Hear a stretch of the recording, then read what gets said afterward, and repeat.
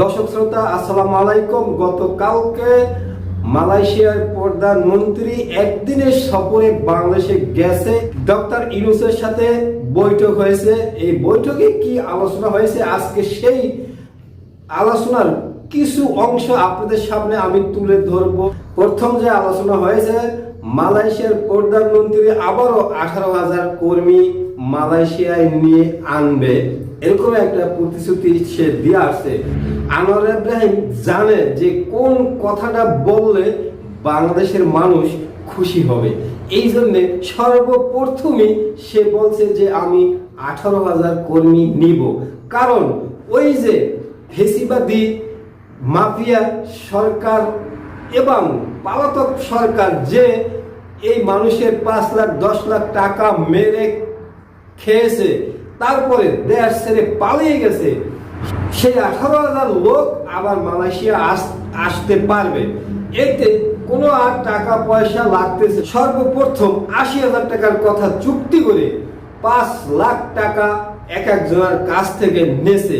তারপরও 5 লাখ টাকা দেওয়ার পরেও যে মানুষগুলি এয়ারপোর্টে আটকে গেছে, দুই দেশের যে কোনো কারণে, মালয়েশিয়ার এক কোম্পানির সময়সীমা বেঁধে দিয়েছিল, কিন্তু পাকিস্তান, ইন্ডিয়া, নেপাল, ইন্দোনেশিয়া এই সময়সীমার ভিতরে তাদের সমস্ত কর্মী পাঠিয়ে দিয়েছিল। কিন্তু বাংলাদেশের ফেসিবাদী সরকার, মাফিয়া সরকার, অতীতের সরকার, পলাতক সরকার, কাঠাওয়ারি সরকার, এই ফেসিবাদী সরকার 80,000 টাকার কথা বলে যেখানে 5 লাখ টাকা নেওয়ার পরেও কর্মী তারা পাঠাইতে পারেনি, সেই 18,000 কর্মী আনোয়ার ইব্রাহিম নিয়ে আসবে। এই প্রতিশ্রুতিটা সর্বপ্রথম দেশে দিয়াডা ওতা।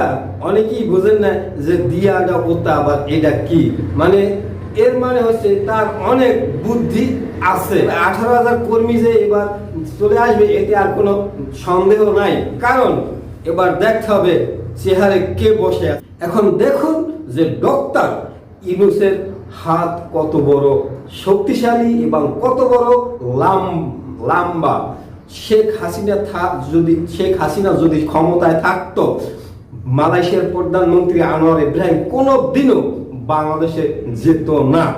ডক্টর ইউনূস আমন্ত্রণ জানানোর সাথে সাথে সে বাংলাদেশে গেছে এবং ডক্টর ইউনূসের সাথে দেখা করছে। দুই দেশের বন্ধুত্ব বাড়ানোর কথা বলছে এবং শেখ হাসিনা কিয়ামত পর্যন্ত চেষ্টা করেও এই 18,000 কর্মী আর মালয়েশিয়া কোনোদিনও পাঠাইতে পারত না।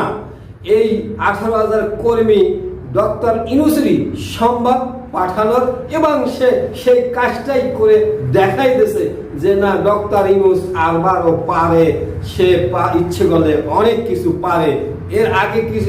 এর আগে আন্দোলনের সময়, আপনার ছাত্রদের আন্দোলনের সময় দেখছেন 65 জন কর্মী দুবাইতে আটক হয়েছে, কিন্তু তার একটি টেলিফোনের কারণে তাদেরকে ছেড়ে দিয়েছে। কিছু লোক তারা কাজ করতেছে, কিছু লোক বাংলাদেশে চলে আসছে। এবং আবার একটা প্রমাণ, সে সাক্ষাৎ প্রমাণ দেখাই দিল যে ডক্টর ইউনূস চাইলে সে অনেক কিছু পারে। যে কর্মীর টাকা শেখ হাসিনা খাইয়া পলাই গেছে, সেই কর্মী আবার মালয়েশিয়া পাঠাই দিবে।